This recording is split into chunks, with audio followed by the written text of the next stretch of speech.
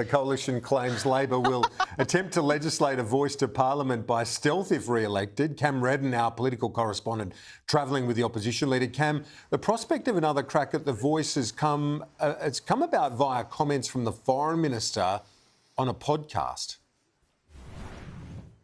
Yeah, speaking to the Batuta Advocate podcast, typically a satirical podcast, Kieran, but these comments from the Foreign Minister are being seized on by the Coalition today. They claim that this is an indication that at some point in the future, Labor, potentially in a minority government scenario, may be cornered or may pursue a re-legislation or a legislation of the voice to Parliament, despite the defeat at the referendum. Think back to Sunday night during that final Leaders debate. The Prime Minister was asked about the voice. He said it is gone. It's not being revisited. The government says it respects the result that was delivered at that referendum. I want to show you these comments, though, from Penny Wong when she was asked about the referendum and the future of potential reconciliation. Now, her office is telling me that these comments we're about to show you were in relation to the reconciliation process more broadly, that it was not an indication that Labor wants to bring back or legislate the voice to Parliament. But we can show you these comments as they were made and the reaction from Peter Dutton this morning.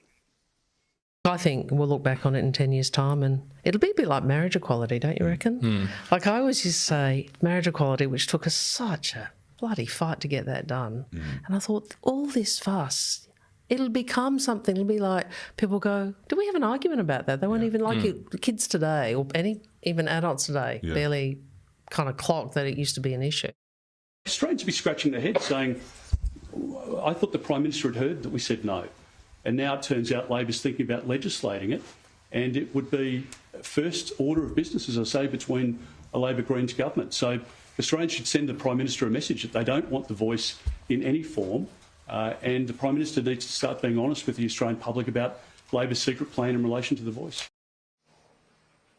Peter Dutton just arriving here at this Chinese restaurant behind us, Kieran. We're in the seat of Chisholm. 3.3% is the margin here. It's a Labor seat, which the Coalition is looking to pick up at this coming election on Saturday night, one of many that we're blitzing in Melbourne at the moment. And you've been through the eastern suburbs of Melbourne. A former treasurer from that neck of the woods says he might not be done with politics.